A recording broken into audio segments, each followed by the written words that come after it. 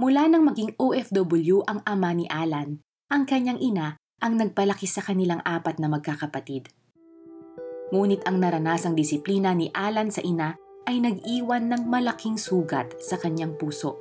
Ang routine namin, iniiwanan kami ng pera ng nanay ko pambili ng ulam. Kaya lang, imbis na pambili ng ulam, ang gastusin namin, bili namin for ulam, binili namin ng chichirya, pang merienda. Nainggit kasi kami sa mga kalaro namin.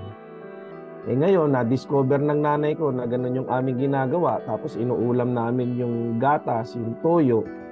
Nung na-discover na ganun yung ginagawa namin, napagpapalo kami ng medyo, masabi kong grabe. Kasi ang ginamit na ipalo sa amin ay yung buckles ng sintron. And I was just in grade 3 or grade 2 at that time. Kaya doon ako nag-develop ng sama ng loob kasi parang grabe naman para sa ganung edad yung aking naranasan na yun. Dito nagawang magrebelde ni Alan. Siya'y natutong magbisyo at magtanan ng iba't ibang babae simula sa edad na 16. Ito ay sa kabila ng kinagisnan niyang Kristiyanong pananampalataya. Wala akong personal na pagkakilala at karanasan sa Panginoon, kaya rin ako walang takot gawin yung mga kasalanan ginagawa ko sa buhay. Nahumaling si Alan sa illegal na droga at nasangkot pa sa mga gulo. Di nagtagal, naging drop out na siya sa kolehiyo. Tangay ang perang pang matrikula. Nung una kong ginawa yon, ang purpose ko lang, gusto kong sumakit yung ulo ng nanay ko sa akin. Gusto kong gumanti talaga. Na pag nakita niya sigurong nagkasira-sira ang buhay ko at sabihin ko malaki yung contribution niya, ba't ako nagkaganon, gusto kong sisihin niya yung sarili niya.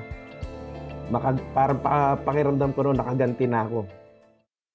Sa gitna ng pariwarang buhay, nagpatuloy pa rin sa pagsisimba si Alan. Isang pastor noon ang kanyang ama. Dito siya unti-unting natauhan. Nung katagalan, parang doon ko rin nakita, mahal din naman ako ng nanay ko. Nilalabas ako sa kulungan, pinupuntahan ako sa barangay. Tapos yung tatay ko, sa kabila ng mga ginawa ko na yon, hindi niya ako sinumbatan.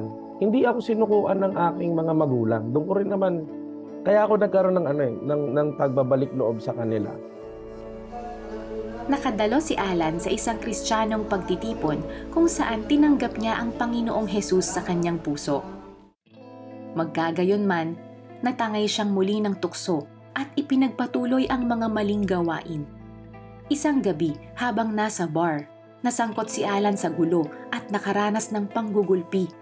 Kinabukasan, overnight nga kami sa presinto noon eh. Nung paglabas kinabukasan, binalikan ko yung aking naiwan na bag. Nagtaka yung guard. Sabi nung guard, "Oh, paano ka nakatayo? Akala namin nasa ospital ka kasi nasaksak ka ng 2 beses. Ako yung humila dun sa taong sumaksak sa'yo. So akala namin sa ospital ka." Sabi ko, wala naman akong saksak. Sabi niya, hindi. Nakita ko 2 beses kang sinaksak. And then, because of that,